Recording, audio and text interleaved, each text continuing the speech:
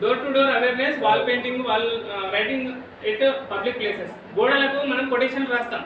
ఏది పర్యావరణాన్ని కాపాడుకుందాం, మనుగడను సాగించుకుందామని కొన్ని కొటేషన్స్ రాపిస్తాము. అది ఇంకా రాయలేదు, స్టార్ట్ చేస్తాం, రాసిస్తాము.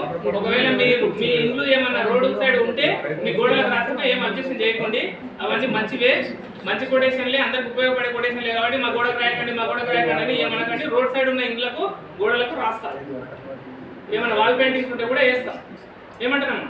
తర్వాత డోర్ టు డోర్ అవేర్నెస్ అనేది ప్రతి శుక్రవారము ఆశాలు, అంగన్వాడీలు, తర్వాత మన గ్రామ పంచాయతీ నుంచి మేము అందరం కూడా ప్రతి ఇంటికి తిరిగి ఇంటి ఆవరణ లోపల ఎలాంటి మంచినీరు కానీ మురికి నీరు కానీ నిల్వ ఉండకుండా చూసుకోవాలని మనం ఎక్స్ప్లెయిన్ చెప్తున్నాము. మీరు కూడా మీ ఇళ్ళ దగ్గర కొబ్బరి చిప్పలు, టైర్లు, చిన్న చిన్న డబ్బాలు, ఇప్పుడు ఏవి కవర్స్, ఇవన్నీ కూడా అట్లనే మన ఇంటి ముందు ఏదో ఇట్లా పడేసి ఉంటాం. దాంట్లోనే వాన నీళ్ళు వచ్చి దాంట్లో నీళ్ళు ఉండి డెంగ్యూ దోమ అనేది మురికి నీళ్ళలో పెరగదు, కేవలం మంచి నీళ్ళలోనే పెరుగుతుంది. మీరు రోజు పోసుకునే బ్యాలర్లో ఒక వారం రోజులు మంచి నీళ్ళు పోసి రేపు నీళ్ళు వస్తే అనుకుని కొంతమంది 5-10 బ్యాలర్లు స్టోర్ చేసి పెట్టుకుంటారు.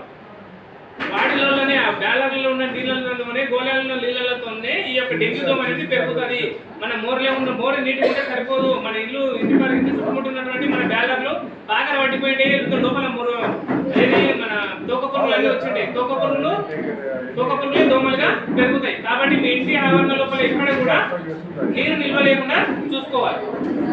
తర్వాత 22వ తారీఖు స్పోర్ట్స్ లీగ్ వాకతాన్ని పెట్టాలని చెప్పి ఈ కార్యక్రమం ఏం చేయలేదు. తర్వాత 22వ తారీఖు అన్ని వాటర్ ట్యాంకులు కూడా శుభ్రం చేయడం జరిగింది. మనం తాగేటువంటి వాటర్ ట్యాంకులు శుభ్రం చేయించడం జరిగింది. తర్వాత క్లోరినేషన్ చేయడం జరిగింది. 23వ తారీఖు నిన్నటి కార్యక్రమంలో ఏం చెప్పారంటే ప్లాస్టిక్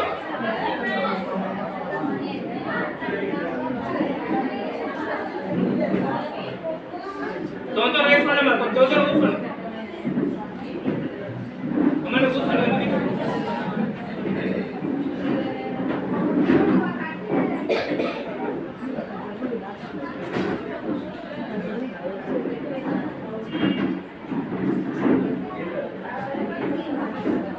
సెంట్రైట్